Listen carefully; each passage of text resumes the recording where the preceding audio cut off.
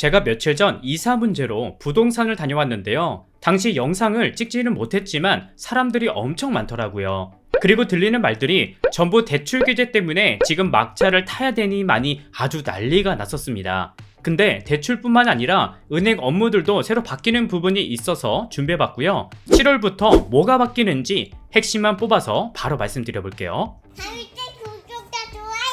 첫 번째, 대출 규제입니다. 안 그래도 최근 서울 아파트 시세가 매주 역대급으로 갱신하고 있는 상황에서 지금 초강력 대출 규제 때문에 서울 아파트 74% 이상이 타격받는다, 이런 말들도 나오고 있는데요. 왜 이렇게까지 하냐? 사실 갭 투자를 뿌리 뽑아서 집값을 안정화시키려는 방법이기도 해요. 그러니까 그동안 아파트 시세를 올리는 원인 중 하나가 바로 갭 투자였는데, 갭 투자는 어떤 집을 전세로 내놓고 그 전세 보증금 플러스 집값 일부를 대출받는 방식으로 집을 여러 채 매입해서 시세 차익을 노리는 방법을 말해요. 그러다 보니까 매물은 줄고 가격은 인위적으로 올라가는데 이게 집값을 뻥튀기 시키는 원인이었다고 합니다. 그래서 정부가 대출 규제를 하는데요. 먼저 수도권 내 주택 구입을 목적으로 주택담보대출을 받으려면 그 한도가 6억 원으로 딱 정해졌어요. 그러니까 예전에는 연소득 2억 원 이상인 사람이 20억 원 주택을 구입할 때 14억 원까지 대출이 나왔어요.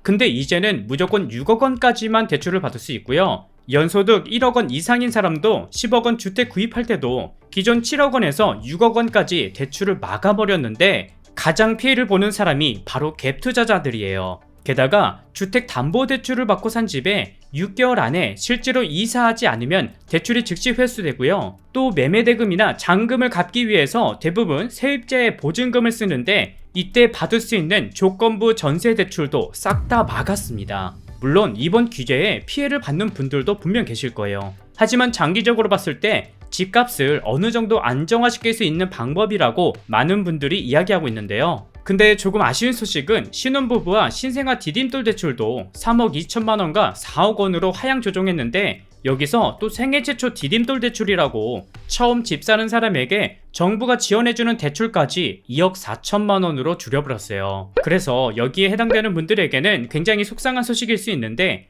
이후에 세부적인 내용이 나온다고 하니까 그때 다시 정리하도록 하겠습니다. 한 줄 정리. 대출 규제로 갭 투자 잡아서 집값 안정화시킨다. 두 번째는 은행 업무가 바뀝니다. 안 그래도 요즘 은행이나 ATM 기기가 빠르게 없어지고 있는데요. 이젠 모바일이나 인터넷 뱅킹으로 현금 거래하는 분들이 늘면서 결국 유지 비용 때문에 없애고 있습니다. 대신 은행 업무가 새로 바뀝니다. 바로 오프라인 오픈 뱅킹을 드디어 도입하는데요. 먼저 이게 뭐냐면 우리가 지금까지는 내 계좌가 국민은행이다 라고 한다면 국민은행에서만 현금 입출금이나 미납요금 납부 등의 거래를 했었잖아요. 근데 이제는 은행 상관없이 내가 가지고 있는 신한은행, 농협, 우리은행 등 다른 은행 업무도 볼 수 있게 바뀌는 거예요. 그래서 이제는 번거롭게 국민은행, 신한은행 위치 찾아서 갈 필요 없이 그냥 우리 집과 제일 가까운 은행에 가서 모든 업무를 다 볼 수 있게 됩니다. 다가올 7월 또는 8월 이후부터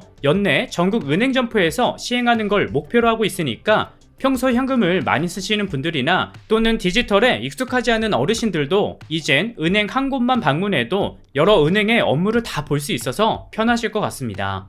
그리고 또 좋은 소식은 7월부터 우체국에서도 은행 업무를 볼 수 있게 바뀌는데요. 바로 은행 대리업이라고 쉽게 말해 우체국에서도 국민은행, 농협, 우리은행 등 다른 은행 업무를 똑같이 볼 수 있게 시범 운영한다고 해요. 게다가 STM 기기, 이거 제가 몇 번 설명을 드렸는데 이게 뭐냐면 고기능 무인 자동화 기기라고 기존의 ATM 기기에서 불가능했던 은행 창구 업무를 80에서 90%까지는 가능하다고 해요. 예를 들면 STM 기기에서 손바닥 정맥이나 지문으로 본인 인증을 하면요, 기존의 ATM 기기 업무를 포함해서 통장 사본 출력, 체크카드 발급, 통장 발급, 보안카드, OTP 발급, 그리고 신분증, 카드 발급기와 스캐너 기능도 있어서 대출 업무는 물론이고 휴일이나 주말에도 카드나 통장을 분실해도 발급이 가능하다고 합니다. 이미 설치되어 있는 지역도 많지만 더욱더 확대시킬 예정이라고 하니까 미리 알고 계시면 은행 업무 보시는데 도움이 될 것 같습니다.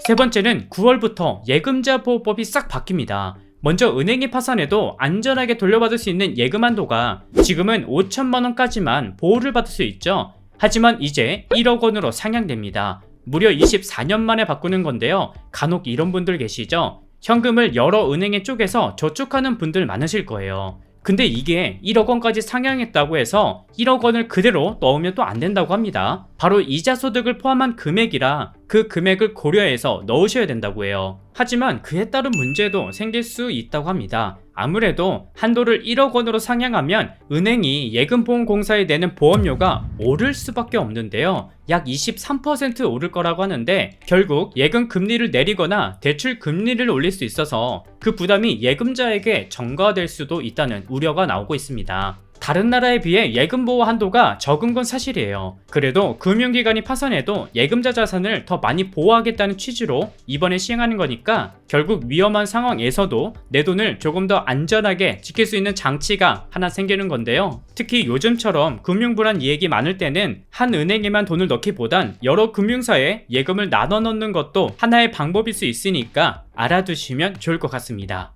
네 번째, CBDC 도입이 결국 중단됐습니다. 제가 CBDC 정말 많이 다뤘죠. 먼저 이게 뭐냐면 최근에 한국은행에서 새로운 디지털 화폐를 만들었어요. 그게 우리나라에서만 사용이 가능한 화폐인데 쉽게 말해서 중앙은행에서 발행하고 관리하는 디지털 화폐라고 보시면 돼요. 그래서 디지털 화폐를 가지고 삼성페이나 카카오페이처럼 결제하는 방식인데 이게 장점으로는 이 디지털 화폐가 블록체인 기술을 쓰기 때문에 거래 내역이 모두 남아서 보이스피싱 범죄나 여러 금융 범죄를 줄이는데 큰 도움이 될 수 있지만 반대로 말하면 국가가 언제든 개인의 거래 내역을 확인할 수 있는 명목만 가진다면 모든 개인의 거래 내역을 확인할 수도 있다고 볼 수 있기 때문에 이 부분에 대해서 정말 많은 분들이 걱정하셨습니다. 그래서 이 CBDC 프로젝트가 올해 하반기부터 실제 사용할 수 있게 상용화를 목적으로 시행을 했었어요. 하지만 결국 잠정 중단됐습니다. 가장 큰 이유가 예산적인 부분도 있지만 정책적으로도 좀 부족한 부분이 있었다고 해요. 그리고 많은 분들이 이걸 가장 걱정하셨어요.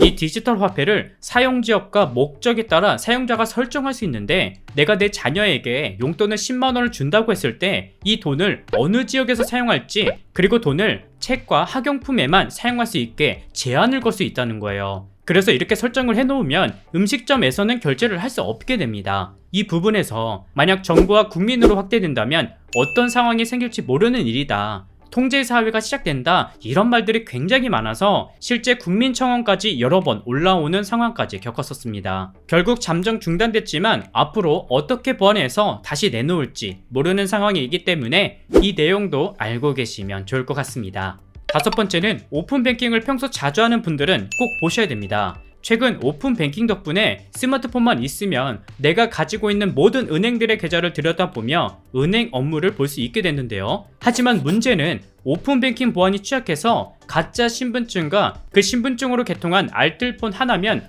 허무하게 뚫린다는 점이 큰 문제였다고 하는데요. 그래서 바뀝니다. 먼저 안면인식 시스템을 통해서 실명 확인을 반드시 거치도록 하겠다는 건데요. 여기서 안면인식 시스템이 뭐냐면 지금까지는 고객이 제출한 신분증이 가짜인지 변조인지 그 여부만 확인할 수 있었지 해당 신분증을 사용하는 사람이 본인인지 아닌지는 정확히 알 수 없었다고 해요. 그래서 앞으로는 신분증 사진과 스마트폰 등으로 찍은 고객의 얼굴 사진을 비교해서 같은 사람인지 확인하고요. 또 고객이 신분증 사진과 함께 본인의 얼굴 사진을 제출해야 된다고 합니다. 그리고 지금까지는 문제가 생겼을 때 신분증을 잃어버린 사람에게만 그 책임을 물어서 은행에서는 피해 보상을 해주지 않았다고 해요. 하지만 은행에도 그 책임이 있다고 판단해서 피해액의 최대 50%를 은행이 배상한다고 합니다. 따라서 앞으로 위 내용에 적용된다고 하니까 꼭 기억해 두시면 좋을 것 같아요.